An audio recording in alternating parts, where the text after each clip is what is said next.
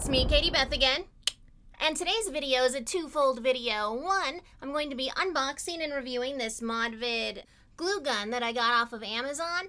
Right now it's running for about $25.99. I got it for a lot cheaper, but I want to see if for me, this is an expensive glue gun. So I wanted to see if it's really worth the price. And to do that, I'm going to be comparing it against my roommate's old Joann's Fabric Sheer Bond glue gun, which he claims was about $5 when he got it, but I've been to Joann's Fabric and I know their prices for this would be a lot more. Secondly, I'm going to be working on my Halloween party favors for some adult gift bags and using said glue gun to do it. Alright, let's get started. First, unboxing. This is the box I got from Amazon. Open it up. Pretty standard looking giant glue gun. Woo! It looks like it came with a lot of glue sticks. I'm just going to count them real quick because I'm actually super curious.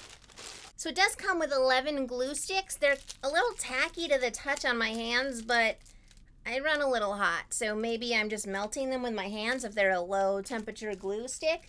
It also comes with 3 different size plastic thimbles. And the cord is detachable from the gun. It did say in the reviews or somewhere on the site that it is not a cordless glue gun. However, once you heat it up, you can unplug it if you need to take it somewhere. And for a while, it should run. So here's just a quick comparison. I'm not sure if size really matters for glue guns. I normally use an actual little tiny glue gun, but that's locked away in storage. So I actually thought Mel's gun was pretty big until I got my hands on this guy. And it does look like both glue guns take the same size glue. This glue is a little more clear and a little more yellow tinged than the more solid white glue that came with the Joann's gun. Alright, I'm going to go heat up these 2 guns and start crafting and see where we go from there. Starting out, the stance of these 2 guns is completely different. The old one faces down and the new one is right side up. And as far as the cables go, the new one, when you hit the cable, it moves really freely, whereas the old one takes a little more effort to move it. For the first project, I'm using these silicone molds, and I didn't want the glue to stick in, so I decided to use some cooking spray since these are basically cooking pans. And I made sure to lubricate it a lot, get lots of spray in there so nothing would stick since glue is so sticky, that's its job. Then I jumped right in with trying to fill the mold up with the new glue gun. However, I quickly learned it never turned it on. There is an off switch, a high switch, and a low switch. So I put this gun aside for a while to let it warm up and went in with the old glue gun and filled some molds up with that. And then once the new glue gun was ready, I filled up the molds that I had saved for that. And I only did 2 of each just in case it ended up completely ruining my molds. I wanted it to still be okay. While those were drying, I started my next project, which is making wands out of plastic bones. Just figured out how they would fit together. Then I glued them together, and I didn't really mind about the excess glue on the outside because I have plans to paint that. And I wanted to make sure it was really stable and wouldn't just snap right off. So here I'm just adding some extra glue, 1 for stability, and 2 because I'm going to make it look like blood dripping off. You really have to hold these until they're done drying, otherwise they lean too much. Next, I wanted to try the glue out on clothespins, which are wood, and then some magnets. So first I try it out on the new glue gun, and then I'm going to try it with the old glue gun, and then let them dry, and then I'll test them later for strength and see if they're about the same, or if they have a different strength.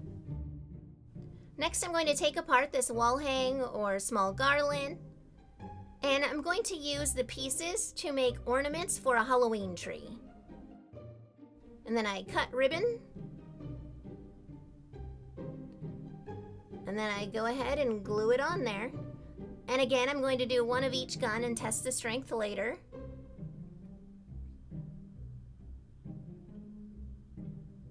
And I thought that was a little plain, so I ended up putting some rhinestones on the back of the big glue globs just to make it a little neater. And the strength is great for both of the glue guns. They're both equally glue gunny strength. I also wanted to point out that the new glue gun does leave a lot clearer glue, whereas the old one leaves really bubbly glue.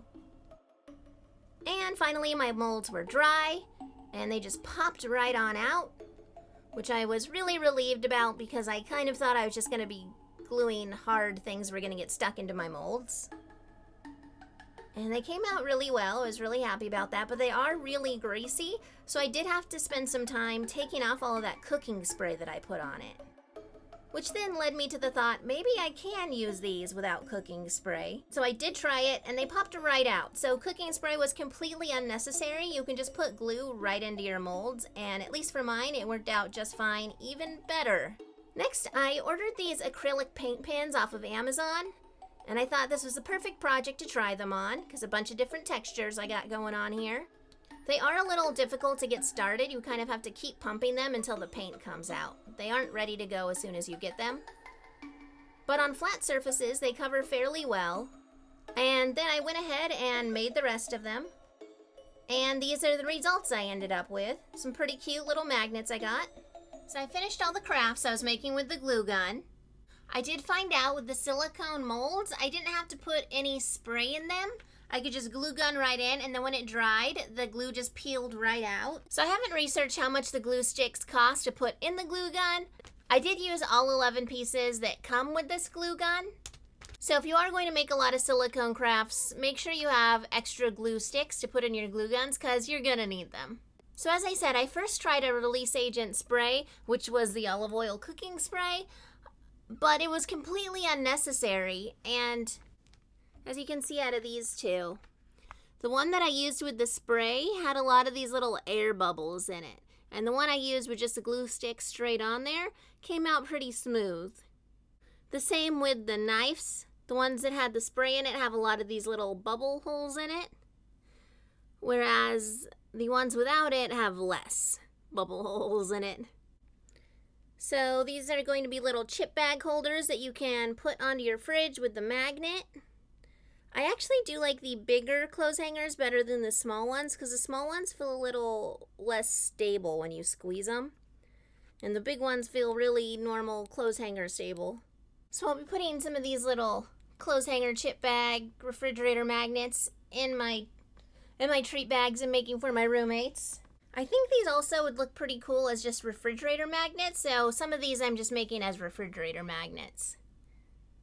Also in the process of making these little magnet-oos, I tried out these acrylic paint markers. Turns out they're really cool if you're painting flat objects, like a piece of wood that's just flat, but anytime you want to do corners, these aren't the best because the tips are this big, so it wouldn't fit in the little corners. Like these corners, the tip wouldn't fit right in there, so I had to actually get a paintbrush and smear the paint in there. Which at that point, might as well just use regular acrylic paint to paint your objects. But for just quick fixes or flat surfaces, these paint markers actually were pretty cool.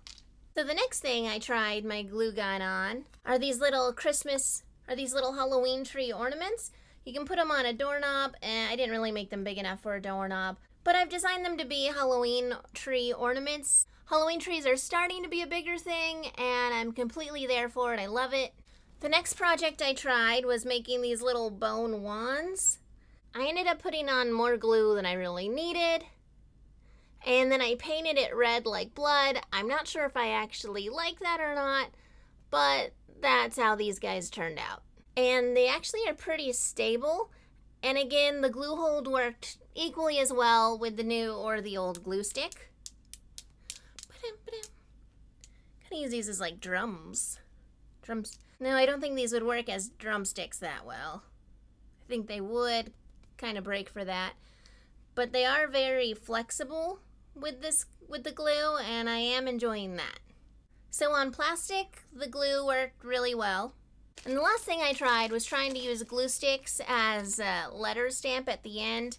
Kind of like when people would melt candle wax and then put their insignia on it with their ring. So I tried doing that with a rubber stamp.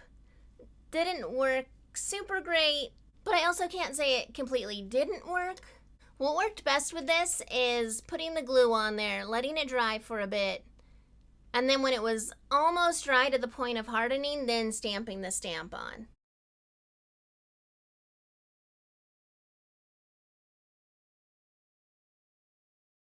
For my initial trial, I did think I completely ruined the stamp because I stamped it down before it was almost completely dry and all the glue stuck to the rubber. But I was able to peel the glue out and I have a stamp again. So as far as making random treats to put in my treat bags, this project was a success. As far as the glue gun review, I do actually like the cheaper glue gun better. However, the newer glue gun did come with more things with it, which does raise the value. I don't understand how it works. When I put the same glue in both glue guns, this one dripped a lot less than this one. And at first I thought maybe it was a heat thing because the old one is super hot and the new one has 2 settings. So I thought maybe if I put it on the cooler setting, that's why it was dripping, because it wasn't as hot as the old one. But then I did change it to the hotter setting and it still dripped a ton. Along the same lines, because of the dripping, when I would put a glue dot down, this one would come away pretty cleanly, and the new one, when I put the dot down, would have that long tail stretching off. That's why some of my projects still have the glue tails coming off. It was all from this glue gun, and I don't understand why that difference happened.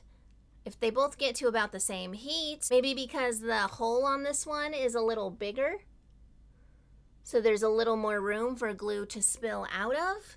Been thinking about this and it's still a mystery to me. However, the new expensive glue gun did come with some freebies, which raises the value. It came with 11 glue sticks. Again, I haven't priced how much glue sticks cost right now. I did go into Michael's yesterday to find out, but the only glue sticks I could find were with kits, and for some reason my brain didn't even register to see how much the kits were with the glue sticks. But Michael's also isn't known for being too cheap. Additionally, this gun also came with these extra rubber thimbles, which are a little hard to use because they mess with the dexterity of your fingers, but are finger savers when you do have it on the hot setting and your finger gets stuck in there and glued, and it's super burning hot.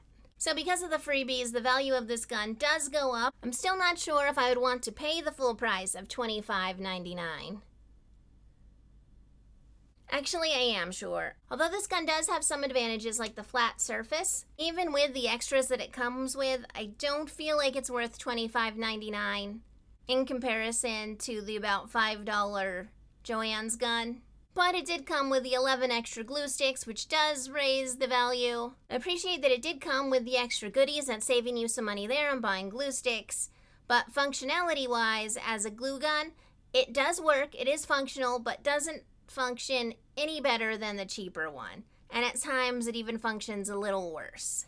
Well, thanks for joining me on this Random Roulette Tuesday as we did this random unboxing and review of this Monvict glue gun and made these interesting Halloween party favors. I'm also putting candy in these bags, so it's not just random weird things. But I think I'm going to make another video pretty soon where I show everything I'm going to put into these party favor bags. And since we can't really have parties right now, it's pretty much going to be my roommates. Again, thanks for joining me today, and have a festive Halloween season. Thanks for watching, everyone.